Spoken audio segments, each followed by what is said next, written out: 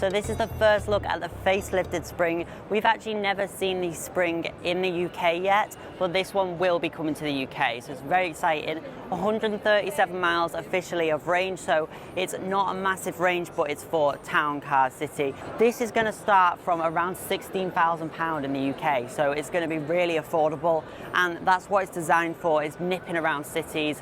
It's not the most quality car in the world or safe. It is about just getting transport. So think of it as like a Citroen Ami, just a little bit better, if that makes sense. There is two different power outputs, so it's again not a fast, it's for a town or city car. I'll take you inside now. You've got the plastic steering wheel in this one, the same screen as on the Duster, which looks quite modern for a small car. It's very similar to what you'd think of the Volkswagen Up or the Seat Mii Electric, that sort of thing. That's how it sort of compares. They're not in production anymore, so it will be the cheapest electric car available. Of course, used electric cars, there's a plethora at a good price, so that is also another good option with the EV crash. But this is an interesting option for hire companies, leasing, and if you want that brand new vehicle. You can see it is very basic with like your manual mirror adjustment, your plastic steering wheel, etc. But it just is a no-frills electric car. It doesn't pretend to be really premium or luxurious or anything like that. It is just very basic, and it definitely looks a whole lot better than the pre-facelift model, which didn't come to the UK. This one though, like I say, will be coming to the UK. Can produce like exclusive content for you. Yeah.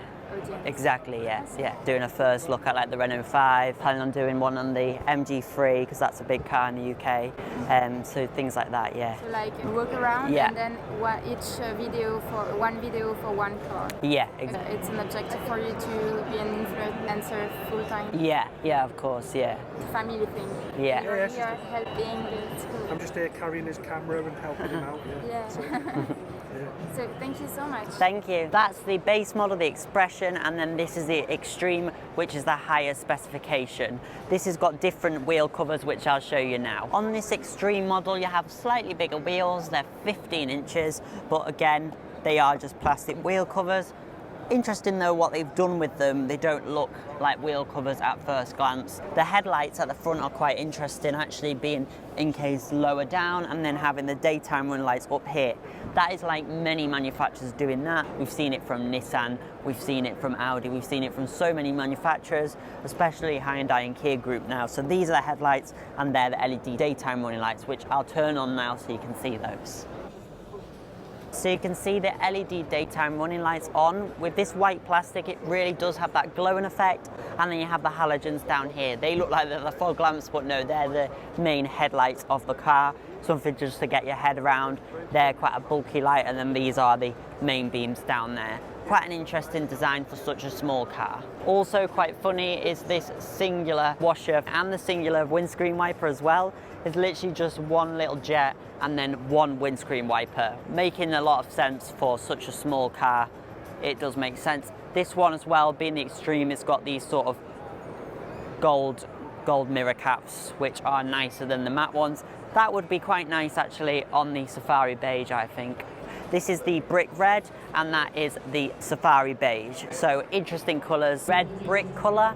Not sure about this. It's sort of a coral colour, metallic red. It is interesting, and again, it's just being quite loud and fun. So this one has got the front radar as well, which is like your sensors for emergency stopping and everything like that. Rear sensors as well. I'll show you inside the higher spec model.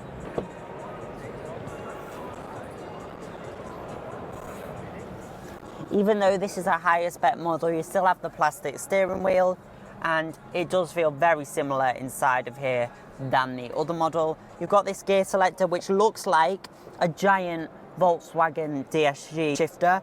The little toggle, it looks like one of them, but made giant. Quite interesting. It's not quality, but it is just a small, cheap and cheerful small car.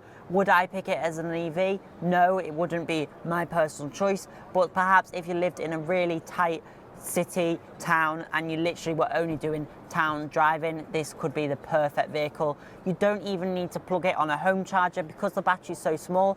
You could charge it overnight on a 3-pin plug. So that is something that in Europe many people do. They don't even go for a charge point, they just plug it into the wall, which is really easy to do. And that is the Safari Beige. Actually, I do quite like it. It's kind of a coffee colour, but it is metallic and it suits the Dacia brand. That's what they've gone for. And quickly, the Safari Beige on the Sandero. I do think it suits the car. It's quite interesting, quite different. Obviously, this is a step up in size from the Spring. This makes the Spring look absolutely tiny. Does look a lot more stylized, this being the facelifted model from what we were used to before. I'm looking forward to the all-new generation. That'll be interesting to see. These are steel wheels, these ones being 14 inches. Wheel covers, quite a nice design. They've been experimental with it, and like I say, it's a cheap and cheerful vehicle. You don't have that recycled plastic material that you do on the Duster, unfortunately, but not a lot of it is used. It is 5 doors only, and your rear doors / seats, you don't have a lot of space back here, although this is very far back. Let's move that a little bit. There we go. With that upright, you've got a little bit of room back here. Not a lot of headroom. You've probably got less room in the back of here than you do in an electric Volkswagen Up or a Seat Me Electric, and it does feel a lot cheaper. But like I say, it is the cheapest electric car in the market, so it's not made to feel premium whatsoever. Yeah, if you wanted an entry-level electric vehicle, this could be a good option. It's interesting to see, and especially for other countries in the European market. To the front of the new Spring, you can see it's still got that really chunky Dacia style, and even though it's a really small car, this is your charge port at the front of the vehicle. As you can see, you've just got the AC type charging, so it's not a fast charging car, but it's only got a really small battery in there, 27 kilowatts, so it's not massive, so that will charge not too slowly. Don't like the front placement, but of course it is a small car, so you'll be able to quickly get it in. This one doesn't have front parking sensors, but that one over there is a slightly higher trim that has got the sensors on the front of it. So you have a boot here, which is actually pretty decently sized for a tiny car like this. You've got a good space there. You've got your space, obviously it's not been here, but your tyre inflation kit and everything will be in there. You could even get a spare wheel in there. There's space for it, which is great. This one, even though it's a low model, you do have the rear parking sensors there. And you've got this sort of stripy graphic with Dacia across. They're definitely more proud of their identity now, and they've made it a lot more stylized than their old logo, which wasn't the best. It is more of a statement now, and I definitely like the way that Dacia's going within the Renault group.